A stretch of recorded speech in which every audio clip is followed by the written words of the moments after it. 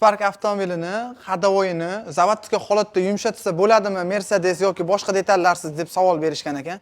Albatta buni ilojisi bor. Aynan siz ham shunaqa katta diska yoki og'irroq diska qo'yib olgan bo'lsangiz, aynan o'sha diskalarga moslab hadoyingizni ham yumshatib beramiz. Videoni oxirigacha ko'rib tursangiz, bu haqda o'zingiz ham to'liq ma'lumotga olasiz. Avvalambor Spark avtomobilini yumshatish uchun detallarga e'tibor beriladi.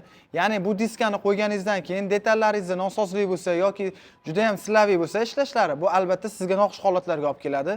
Mana shu ko'rib turgan zapchastlarning hammasi original zavodskiy zapchastlardan bo'ladi. Ularda albatta sharovoy va albatta nakaneshniy, stabilizator teyagi va ikkita konfetka. Eng asosiysi reche podushkalari. Qo'limda ikki xil reche podushka, bittasi Xitoy, bittasi original. Originalda qatdan farqlasa bo'ladi. Originalda ichida vtulkasi qalin bo'ladi va ikkita zazori kichkina bo'ladi. Xitoydagi zazori ikki xil bo'ladi va ichida vtulkasi ingichka bo'ladi. Albatta bu Xitoyda qo'yishni tavsiya qilmayman. Albatta original qo'yib yig'ilsa, sizlarda bu diskalaringga mashinalaring yumshoq bo'ladi va uzoq vaqt xizmat qiladi. Aynan sizlarda Spark avtomobillaringda qanaqa muammo bor? Kommentariyda yozib qoldiringlar. Biz o'sha savollaringizga javob qaytarib, sizda bo'lib turgan muammolarni yo'qotishga harakat qilamiz.